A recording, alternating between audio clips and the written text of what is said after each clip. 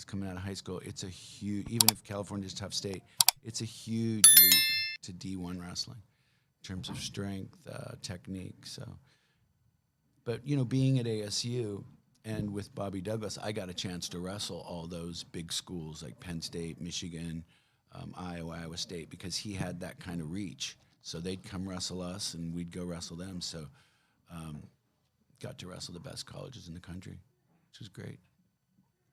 Wow. And then post college? Post college, I had to make a choice whether I was going to keep wrestling or move on to something else. And I knew that if I stayed in Arizona, there's no way that I could stop wrestling. Because it was, all the guys were there, he was there. It would have just been very difficult. So I just completely left Tempe, Arizona, and moved to New York City. So there was no wrestling I could find in Manhattan. So I, put some distance between, and it was tough. When you wrestle for that many years of your life, that's your identity. Yeah. So it was a very difficult transition into, my adult life. I remember watching the NCAAs on television a year later in New York and just feeling so emotional. It was tough. It took a while to transition out of wrestling. It's not like a lot of athletes, it's not easy to retire. Yeah.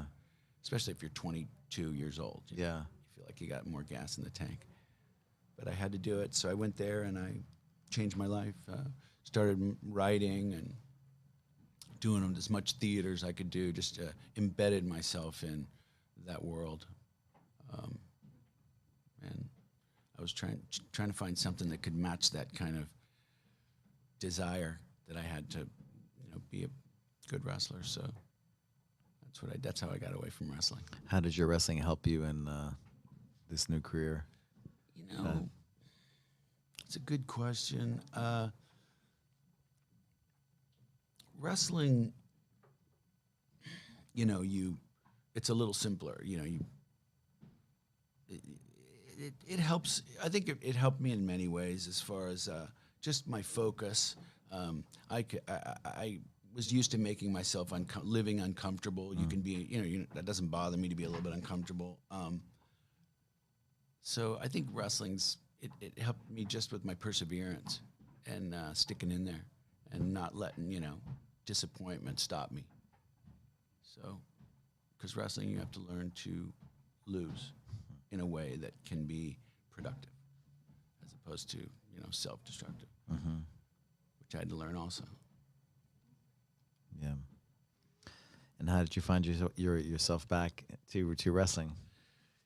I came back to LA, and I was I was running around the track over at in Studio City at this private school, and I hadn't been on the mats in years, and I inquired that they had a little wrestling team over there. I thought I'd help out a little, and they did, and it just kind of had a life of its own where the team needed a coach, and I started off kind of a temporary situation and kind of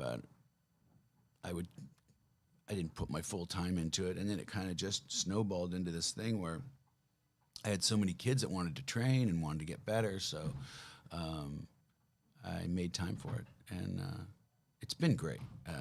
Teaching kids wrestling helped heal a lot of my old wounds from wrestling. I got to see myself coaching a kid and it made me. It just healed a lot of emotional wounds. I started to have a little bit more. I just gave myself a break a little bit on everything that I felt that I didn't accomplish. But coaching really helped me heal my own self as an athlete.